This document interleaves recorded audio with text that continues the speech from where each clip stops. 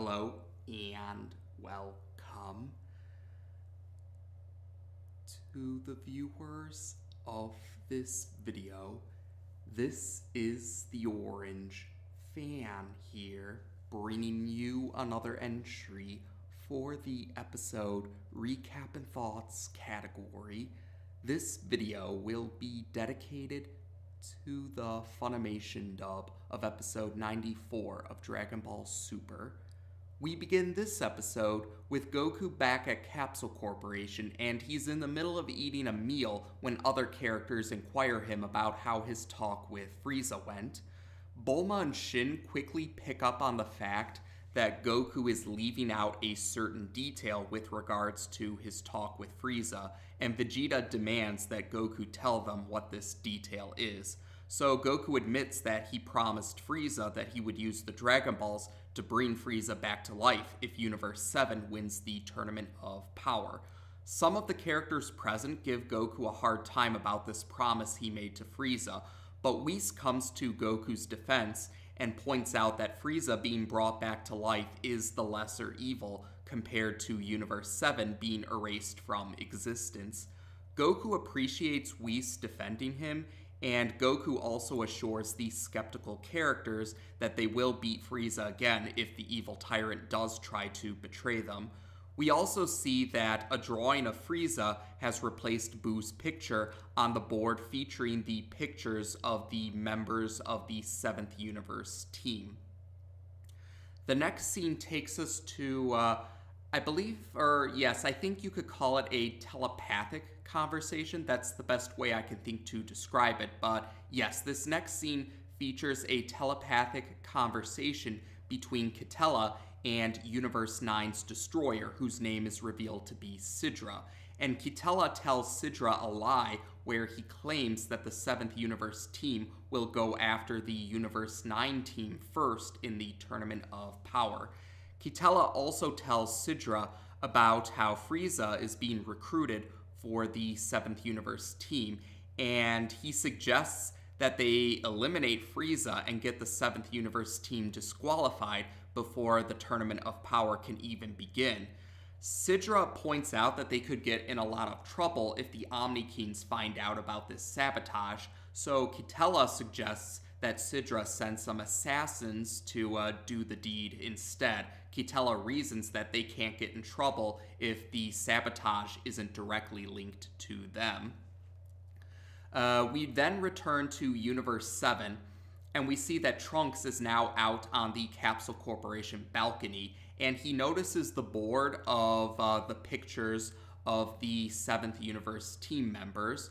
Goku suggests to Bulma that Trunks, and Goten for that matter, not be told about the Tournament of Power. Bulma agrees with Goku's suggestion, and she lies to Trunks that the pictures of the 7th Universe team are pictures of guests who are coming over to celebrate Bola's birth. Trunks remembers Frieza being an evil tyrant, however, from the Golden Frieza saga, and Trunks wonders why someone evil like Frieza would be coming to celebrate Bola's birth. And so Vegeta joins the lie by claiming that Frieza has redeemed himself, and within his thoughts, the Saiyan Prince is angered at himself for pretending to like his former boss, given his history with Frieza, of course.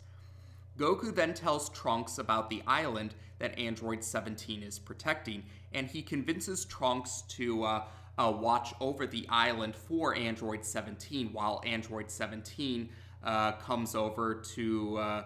Goku convinces Trunks to watch over the island for Android 17 while Android 17 comes over for the alleged celebration. And Goku also convinces Trunks to tell Goten about this so that Goten and Trunks will both watch over the island for Android 17. Vegeta and Bulma quickly figure out that Goku convinced Android 17 to join the 7th Universe team by promising to have Goten and Trunks watch over the island for him, and Goku does assure them that Goten and Trunks will be able to handle protecting the island from poachers. Goku also requests that Krillin drop Goten and Trunks off at the island and pick up Android 17, since Goku is going to have to go to Baba's palace to pick Frieza up. Krillin is initially hesitant to do so because he thinks that Android 17 doesn't like him very much, despite the fact that Android 17 is now his brother-in-law. And Goku says that Android 18 can join Krillin in dropping off Goten and Trunks and picking up Android 17. And then Krillin does think about how Android 18's behavior changed compared to when he first met her. So thinking that over, that's what convinces Krillin to agree with Goku's request. Goku also inquires Bulma if she has any presents that he can give to Baba, because Baba requested a present for helping out with getting Frieza into the mortal realm. And Bulma does agree to find a present to give to Baba, although she also comments about how Baba is greedy. Meanwhile, we see that Master Roshi is at Korin's tower right now for some last-minute training before the tournament starts. He's practicing the Lightning Flash surprise attack on Yajirobe. And before Roshi leaves, Korin inquires Roshi about why he chose Korin's tower to be the location for his last-minute training before the tournament starts. And Roshi's answer is essentially he feels nostalgic over the time he trained under Korin. Yes, it was mentioned in the classic Dragon Ball series that Roshi was one of Korin's apprentices sometime in the past. So the next scene takes us to Universe 9, more specifically the planet of the Kais in Universe 9. And Sidra has told the Universe 9 Supreme Kai, whose name is revealed to be Ro, about Quitela. About what Quitela told him about Frieza joining the 7th Universe team, and Quitela's suggestion that they eliminate Frieza. And Ro looks up Frieza on GodTube, and Ro does agree with the idea that they send assassins to eliminate Frieza and get the 7th Universe team disqualified before the Tournament of Power can even start. Back in Universe 7, Goku returns to Baba's palace, and he gives Baba the present that Bulma has provided, and Baba comments that this present is a regift. So Baba goes off to Otherworld to pick up Frieza, and we, the viewers, see, but the characters at Baba's palace don't see this. We, the viewers, see that there's a humanoid bulldog and a great number of masked figures hovering over Baba's palace. The characters at the palace from Universe 7 don't see these characters just yet. So next up, we see Krillin, Android 18, Marin, Goten, and Trunks arrive at Android 17's island. Goten and Trunks go off to explore the island while the other characters exchange greetings. We see that Krillin is trying to maintain conversation, but he does so in a very awkward manner, and Android 18 tries to tell Krillin not to force the conversations. Android 17 greets his niece, and he accidentally says her name wrong. I think he calls her Marone, if I'm not mistaken. And Android 18 is quick to correct her brother with a threat on his life if he makes that mistake again. Android 17, for his part, though, takes the threat in stride. And then Marin decides that she wants to stay with Goten and Trunks to watch over the island. Krillin is nervous about this, but Android 18 is okay with this. She says something along the lines about how Marin is tougher than her appearance would suggest. The human poachers from some earlier episodes. We see the human poachers from an earlier episode, and they're watching from a sub. Yes, they're in a sub right now, and they're watching Android 17 leave the island with Krillin and Android 18, while Goten, Trunks, and Marin stay on the island. And one of the poachers thinks that they'll be able to poach more easily now that Android 17 is gone. But another poacher comments about how some of those kids were flying, so that other poacher points out these aren't ordinary kids that they're going to be dealing with. So next up, we head to Capsule Corporation, where we see Krillin, Android 17, and Android 18 have all arrived.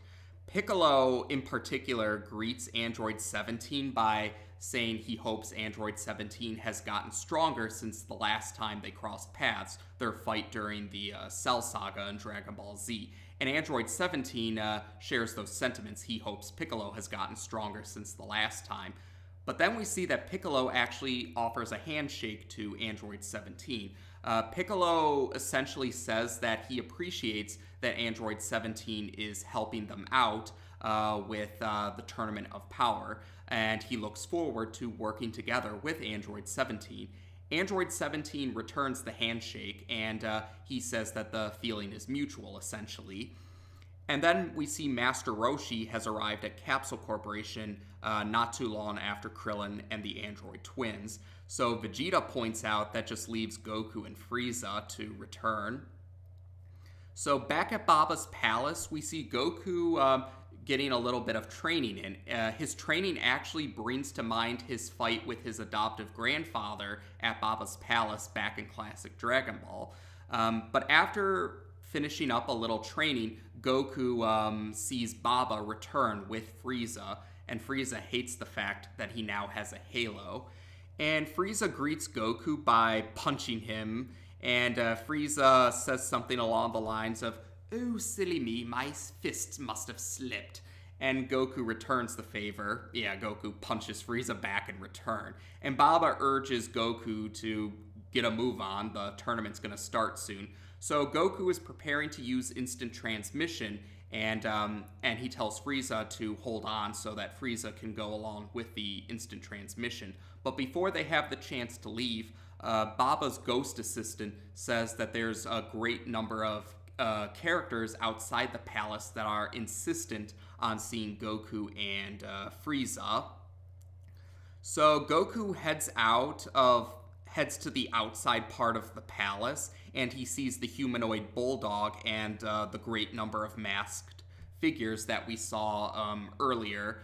And Goku pieces together that the bulldog and the masked figures are assassins who are trying to stop Goku and Frieza from getting to the rest of their teammates for the Tournament of Power.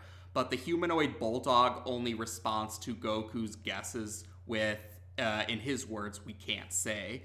Frieza then launches a death beam towards the humanoid bulldog's shoulder, and the humanoid bulldog falls into the water.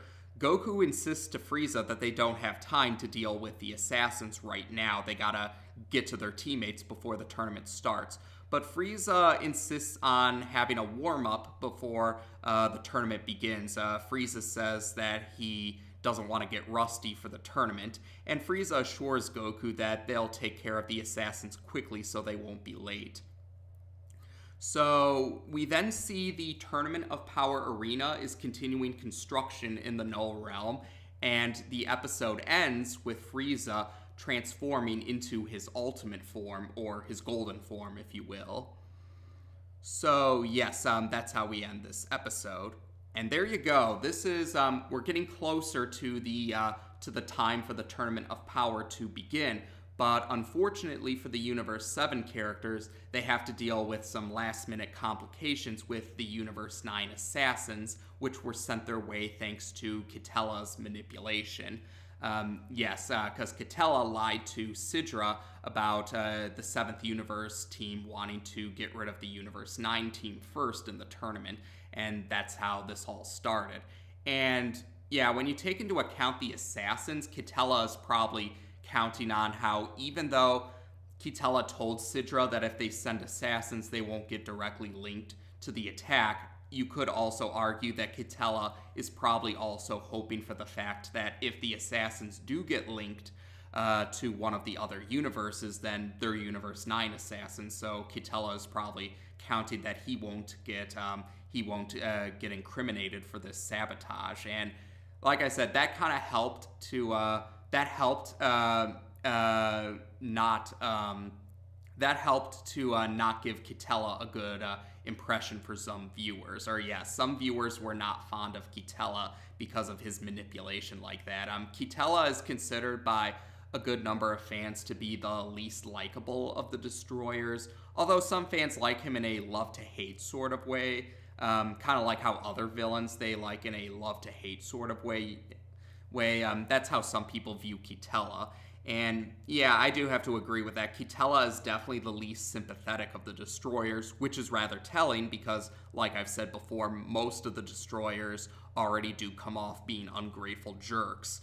So Quitela definitely stands out. But besides Frieza returning to the mortal realm, we do see more of the Universe 7 characters gathering together for the tournament. Android 17 has been picked up from his island, with Goten, Trunks, and Marin watching over it in his place. And we do get a reunion with Android 17 and Android 18. If I'm not mistaken, the last time we, the viewers, saw them interacting with each other was in Dragon Ball Z Cell Saga, or right before Cell absorbed Android 17 and achieved his semi-perfect form. And yes, it was nice to see the android twins, or cyborg twins. Yes, they're really cyborgs, but like what I've talked about before, android is an umbrella term to keep the numbering system consistent. So you know what I mean. Again, we don't need to get so pedantic about that sort of thing. But yes, what I liked about the twins' interactions with each other was this is where we get to hear Meredith McCoy's Android 18 interacting with Chuck Huber's Android 17, because in Dragon Ball Z Kai, Colleen Clinkenbeard voiced Android 18 rather than Meredith McCoy. And from what I understand, this was due to schedule conflicts. That's how I understand it. And I was definitely glad to, yes, that scene in particular helped to highlight why I'm so glad Meredith McCoy is voicing Android 18 again. Meredith McCoy is my preferred voice for, Meredith McCoy is my preferred voice artist for Android 18. That's not to say anything bad about Colleen Clinkenbeard. Nothing bad about her at all. I'm just not the biggest fan of her Android 18 voice. I definitely prefer Meredith McCoy's Android 18 voice. I feel Meredith McCoy's Android 18 has better chemistry with Chuck Huber's Android 17 and Sonny Strait's Android 17. That's how I feel. So not only was it nice seeing the twins interacting again, it was nice hearing Chuck Huber and Meredith McCoy interacting while voicing the twins. And I also did like seeing Piccolo and Android 17 crossing paths again, after the last time being their fight from the Cell Saga in Dragon Ball Z. Most fans, myself included, would agree that Android 17 and Piccolo's fight with each other was one of the better fights from the franchise. So it was cool to see them interact again since then, and it was nice how they show mutual respect towards each other, and they both consider it an honor that they're going to work together for the Tournament of Power, which I thought was pretty heartwarming. And let's see, yes, we did get a few references to classic Dragon Ball in this episode too. Yes, Master Roshi was an apprentice to Korin. Goku found that out when he when Goku first met Korin, he found out from Korin that Master Roshi had trained under him, Korin, too, at one point in the past. So it was cool that they referenced that detail again. And I did like how Goku's last-minute training at Baba's Palace brought to mind his fight with his adoptive grandfather when his adoptive grandfather came back to the mortal realm during the Fortune Teller Baba sub-saga of the classic Dragon Ball series. Oh, and while I'm thinking about, yes, there was the Marin Marone part. Yes, I remember in seeing some clips from the sub version of this episode, the names were spelled differently.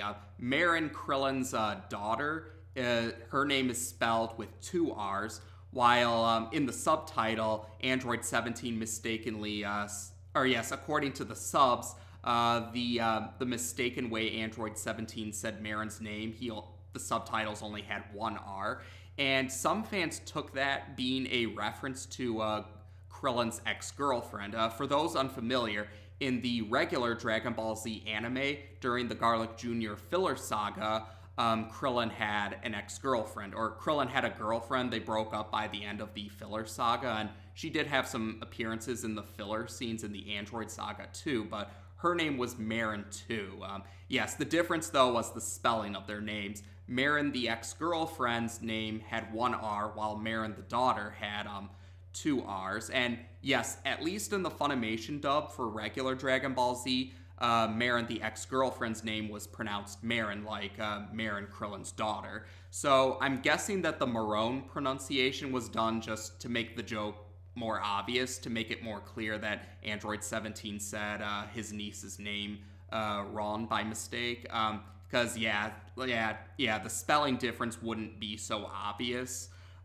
So that's probably why they went with the different pronunciations, because both the ex-girlfriend and the daughter, they both share the same name and pronunciation when they both appeared in regular Dragon Ball Z. So the different pronunciation was unique to Dragon Ball Super. So again, I don't know if it really was meant to be a reference to Krillin's ex-girlfriend and the fact that his daughter shares her name. I don't know if that really was meant to be a reference to that, or if that was just a coincidence. I'm not sure. But I know that has led to some speculation on some fans' part, and some fans would understand Android 18 taking issue with that. Some fans feel if it was a reference, they can't say they blame Android 18 for not being thrilled about that. And while I'm on the topic of different name spellings, there was a brief scene with Frieza's drawing. Yes, with the pictures of the members of the 7th Universe team, most of them don't have their names also written, but Frieza's drawing does have his name written. And the drawing spells Frieza's name with two E's rather than an I-E.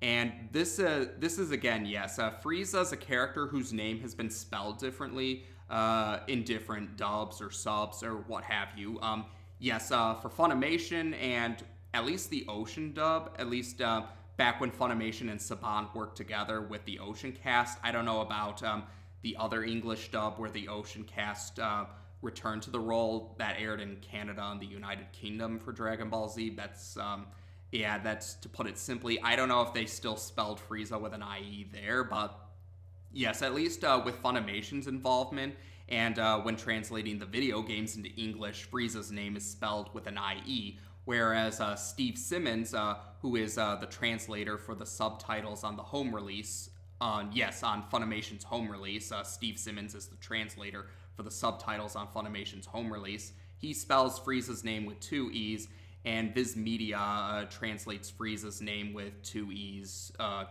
too. Frieza's name has been spelled with an IE and two E's, and I bring this up because apparently the different spellings for Frieza's name has actually caused quite a bit of tension for some fans. Or yes, I've seen some fans who really take issue with Frieza's name being spelled with an IE instead of two E's, and I figured I might as well talk a little bit about that. I'm going on a little tangent here, I admit, but. Now, to my knowledge, I don't know why Frieza's name was spelled with an IE, or why Funimation chose the IE spelling for Frieza's name. I've seen guesses or speculation, but I haven't seen a definite answer for it. Like, some speculate that maybe the IE spelling was done because of maybe whoever was localizing the name at the time thought that the two E spelling was too on the nose. Keep in mind that they probably... Yes, Funimation was working with Saban when Frieza had appeared in the United States on United States airwaves. Funimation were working with Saban, while by the time Cooler's movies were released in the United States, Funimation were dubbing the franchise in-house. So there probably would be different people who would have translated the name. So that's why we might have Cooler, but Frieza with an IE. For all we know, maybe the localizer for Frieza's name thought the 2E spelling was too on the nose. Or some have speculated that maybe the IE spelling was just easier to trademark for merchandise reasons. Again, I don't know what the exact reason is. This is just speculation. But personally, I don't have a problem with the IE spelling. I feel it does make Frieza's name look more alien. That's my take on it. And let me clarify, I don't have anything against people who do want to spell Frieza's name with two E's. Yes, that's what I wanted to get at is, again, like, there's nothing wrong with people that want to spell Frieza's name one way or another. The issue is that some fans, yes, I'm not saying every fan that likes to spell Frieza's name with two E's does this, but there are some fans, or at least some vocal fans, who act like spelling Frieza's name with an IE instead of two E's is some horrendous crime that can never be forgiven. And yeah, I think it's ridiculous how some fans make a mountain over a molehill over a fictional character's name being spelled differently by one letter. Now, again, make no mistake, if people want to spell Frieza's name with two E's, that's a-okay. I have nothing against that. My issue is more with the arrogant, condescending elitists who act like snobby jerks, who think they're better than others just because they spell Frieza's name with two E's, or who act like that fans that prefer the IE spelling are stupid or not real fans or some nonsense like that. I trust you can tell the difference. And yes, like, I'm not really fond of how some big name fans like to jokingly call Frieza with the IE spelling Frieza.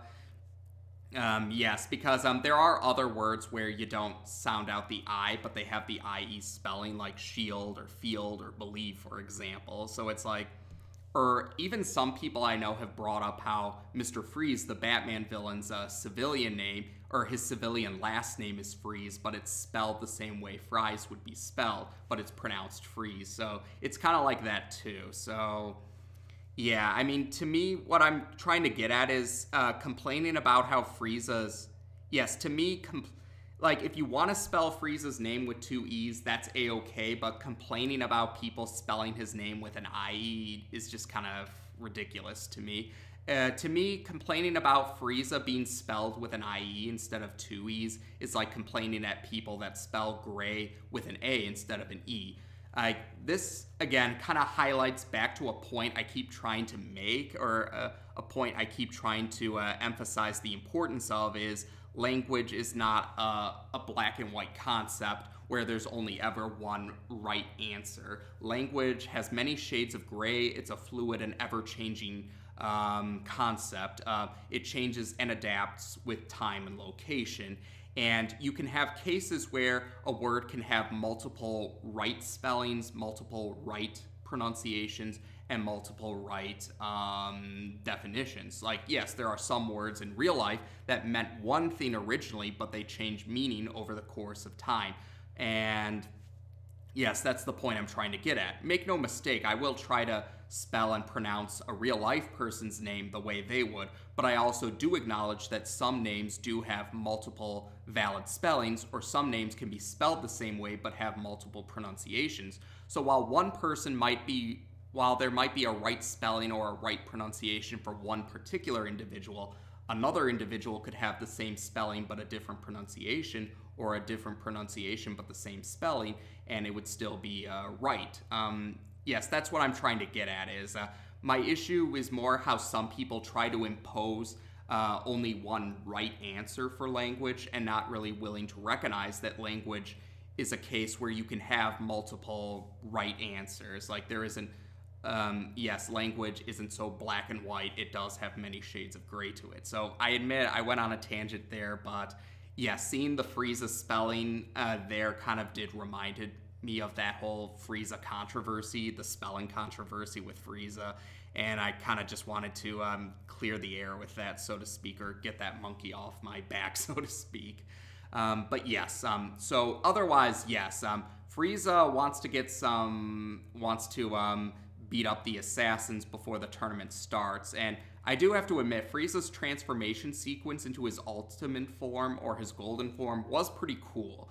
And yeah, we're going to see more about how they're going to deal with the assassins before they get to the Tournament of Power. That's going to be the focus of the next episode. So we'll be sure to talk about that next time. But yes, I like this episode. I like how we're getting closer to the preparations for the tournament. We're getting closer to the tournament start.